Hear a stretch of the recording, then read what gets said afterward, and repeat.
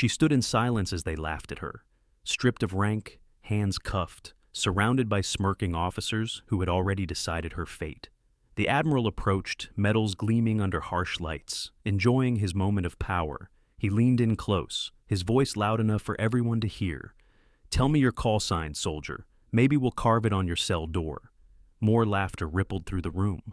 But when she finally spoke one word, the laughter died instantly. The Admiral's glass slipped from his hand, shattering against the floor. From which city in the world are you watching this video today? If you enjoy stories of hidden heroes and justice served, consider subscribing for more powerful narratives. Commander Astria Valen stood before the tribunal, her back straight despite the weight of the accusations. The once decorated uniform, now stripped of insignia, hung loose on her frame, hands bound in front of her with standard-issue cuffs. The sterile military courtroom buzzed with whispers and judgmental glances from junior officers eager to witness her fall. Admiral Thaddeus Blackwood presided with obvious satisfaction, chest heavy with medals that caught the harsh fluorescent lighting. His eyes never left her face, searching for any crack in her composure. Commander Valen stands accused of direct insubordination during Operation Silverfish, abandoning mission parameters and endangering strategic objectives, announced the clerk, voice echoing through the suddenly quiet room. When asked how she pleaded, Astria simply said, "I completed my mission. No explanation, no defense." Just 4 words delivered with unwavering certainty. Blackwood's mouth twitched with irritation. He had expected fear, perhaps desperate justification. Instead, he faced a wall of calm resolve that only fueled his determination to break her. The tribunal continued with carefully selected witnesses testifying about her erratic behavior and questionable decisions. Throughout it all, Astria remained composed, almost detached, as if watching a performance with a predetermined ending. 3 weeks earlier, Astria had arrived at Naval Special Warfare Command under a cloud of speculation. No one knew where she had transferred from or why she'd been assigned to their elite unit. Her service record appeared oddly sparse for someone with her rank, as if entire years had been erased. Lieutenant Soren Kavanaugh, assigned as her XO, had attempted friendly conversation on her first day. "Welcome aboard, Commander. How was your last posting?" "Classified doesn't mean interesting, Lieutenant," she had replied, her eyes scanning the facility with subtle assessment. During the Operation Silverfish briefing, Admiral Blackwood had presented it as a straightforward extraction of intelligence assets from hostile territory. Astria had noticed discrepancies immediately. The satellite imagery didn't match the intelligence report. The supposed research facility had unusual security patterns, inconsistent with scientific work. Later that evening, reviewing the files alone, Astria's expression had darkened. When Soren found her, she quickly changed screens. "Is everything all right with the op, Commander?" he had asked, concern evident in his voice. "It's fine," she responded without looking up. "Just doing my homework." The night before deployment, Astria accessed classified files through channels Soren didn't recognize. The terminal displayed warnings about security clearance violations, but the system never locked her out. She placed a secure call, her voice dropping to a whisper. "This is Valkyrie 6. I need confirmation on Silverfish parameters." The response came through garbled, but her reaction told everything. Jaw tight, she wrote something in a small notebook, then methodically burned the page in a metal trash can, watching until nothing remained but ash. As she prepared her gear, she opened a hidden compartment revealing a worn combat knife with strange markings etched into the blade. She stared at it momentarily, then whispered, "Not again." The team deployed under cover of darkness the following night. Everything proceeded according to plan until they reached the extraction point. Through her scope, Astria spotted indicators of civilian presence inside the facility. Families, children. Over comms, Admiral Blackwood's voice came through with steel certainty. "You have your orders, Commander. Complete the mission." After a long pause, Astria responded, "Mission parameters compromised. Extracting team." "That is a direct order, Commander. Proceed." She removed her comms device with deliberate calm. "We're leaving, now." Upon return, Astria was immediately placed under arrest. As guards escorted her through the base, officers watched with a mixture of curiosity and judgment.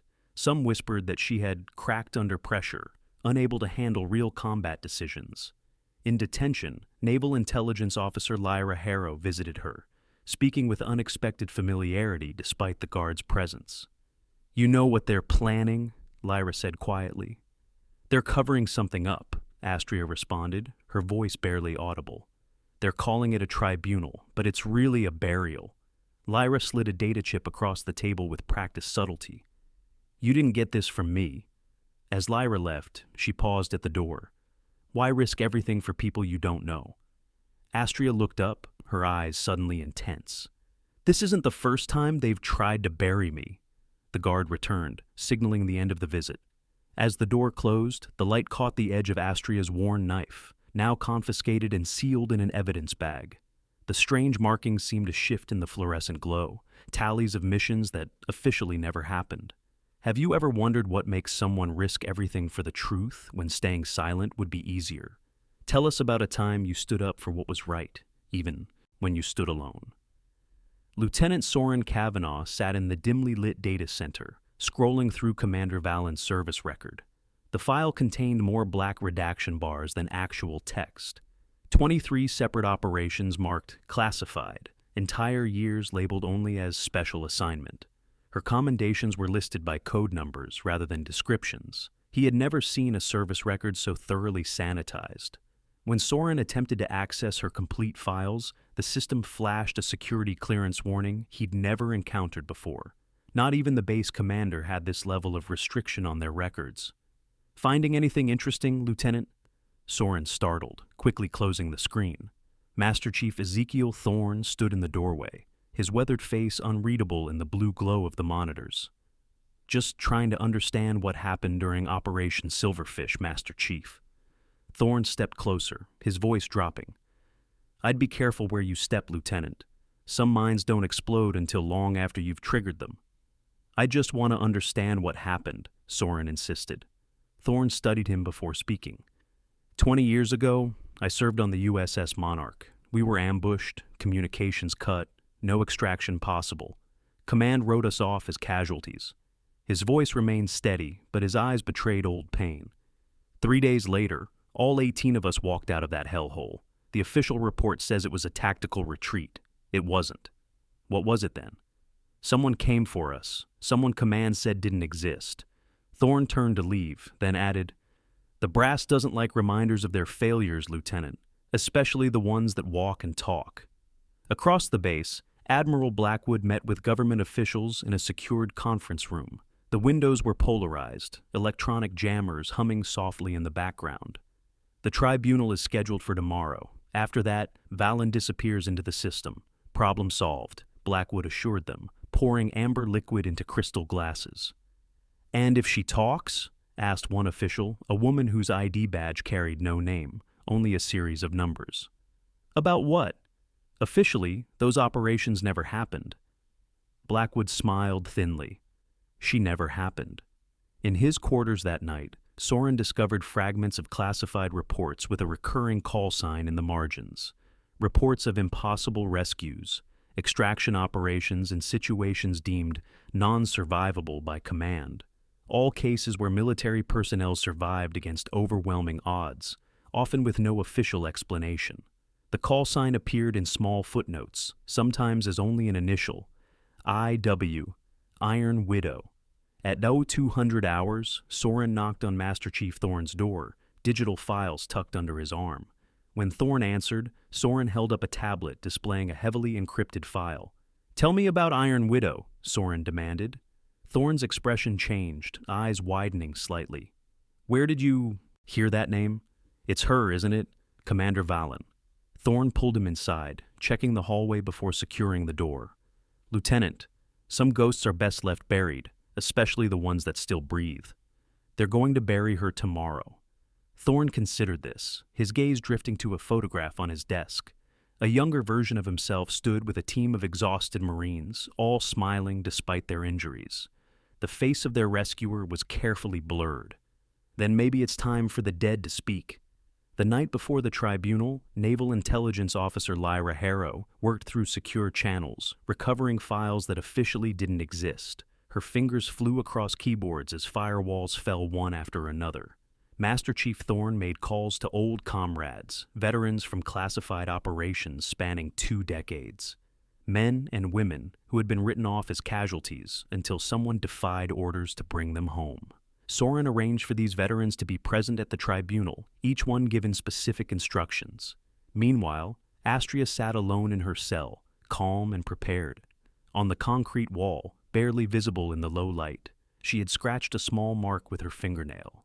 It matched the strange symbols on her knife, now locked in an evidence locker 3 floors away. The tribunal reconvened the next morning, with more spectators than before. Admiral Blackwood noticed several older decorated officers entering quietly, taking positions around the periphery of the room. "Let this serve as a lesson," he announced, satisfaction evident in his voice. "No one is above the chain of command." As evidence was presented, quick flashbacks revealed the truth about Operation Silverfish. It wasn't an intelligence extraction at all, but a cleanup operation designed to eliminate witnesses to a previous black operation gone wrong. Civilians would have been collateral damage, their deaths classified as terrorist casualties.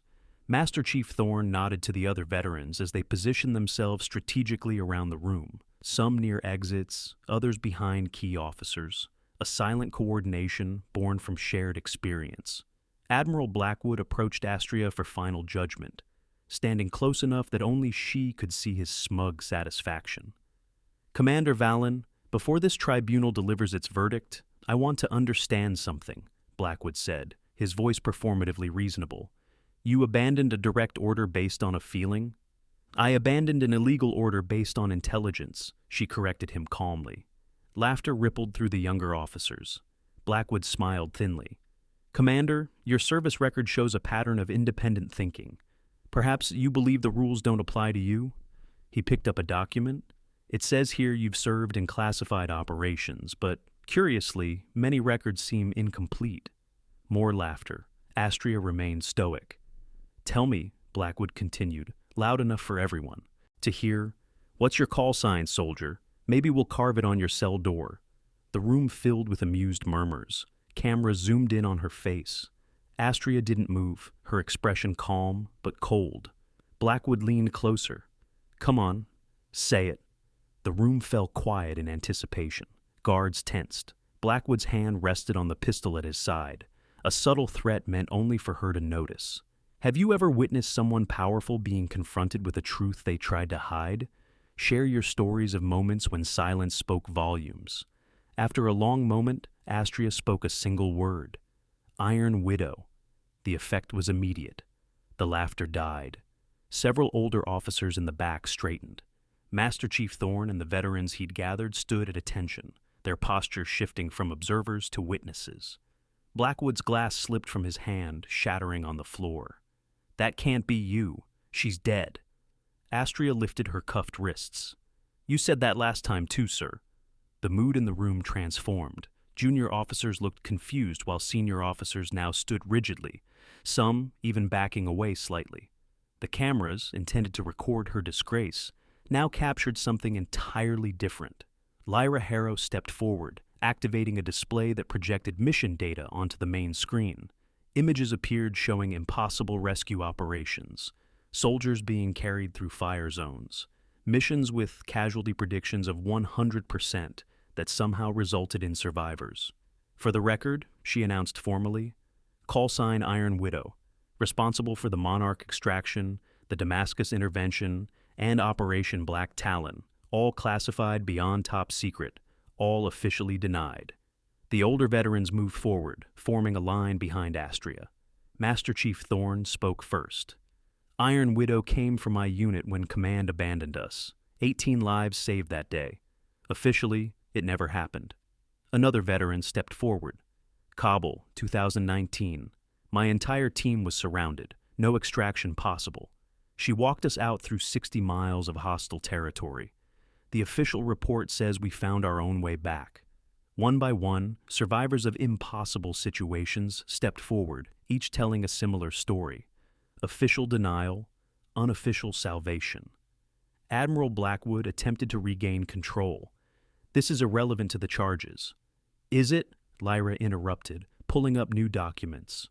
Because the actual mission parameters for Operation Silverfish, which I've just unsealed, show Commander Valen was right.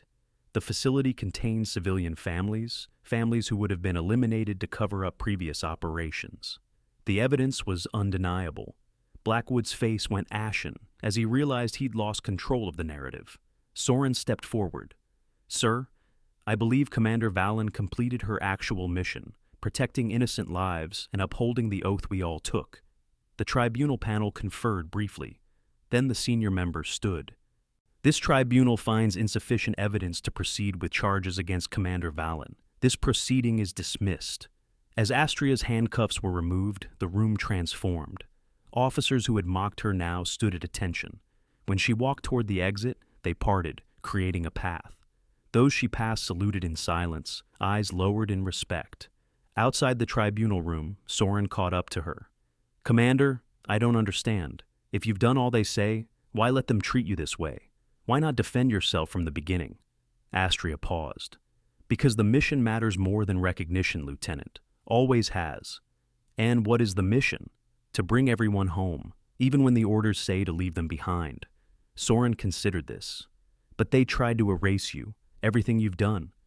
"They've been trying for years," she replied. "Some ghosts refuse to stay buried." Days later, a confidential report circulated through the fleet. Operational directive. Commander Astria Valen is to be given full cooperation on all assignments. Do not question her record. Do not repeat her call sign. She doesn't exist on paper. But when she speaks, you salute. In the armory, Astria reclaimed her possessions. The worn knife with its strange markings returned to its sheath. Each symbol, Soren now realized, represented a mission that officially never happened. People who officially never lived, saved by someone who officially didn't exist. 1 week later, Astria boarded a transport, new orders in hand. Soren and a small team awaited her, gear packed for deployment. From their equipment and preparations, it was clear they were heading into another impossible situation. "Commander," Soren said, "they're saying no one's ever made it back from this region." Astria checked her weapon, a ghost of a smile crossing her face. "Then we'll be the first." As the transport lifted off, Master Chief Thorne watched from the landing pad. A young officer beside him asked, "Who is she, really?" Thorne considered the question, watching the aircraft until it vanished into clouds. "Someone who never asked for recognition," he finally answered, "but deserved more than anyone else." Above them, the transport banked toward the horizon. Inside, Astria pulled out her knife, examining the markings before adding a new one. Not for the mission completed, but for the one just beginning. In her pocket, the data chip from Lyra contained one more file, one more operation that officially never happened. One more truth the Admirals tried to bury. One more mission only Iron Widow could complete. We all know someone who works in silence, never seeking glory, but deserving every accolade. Who in your life deserves recognition they never received?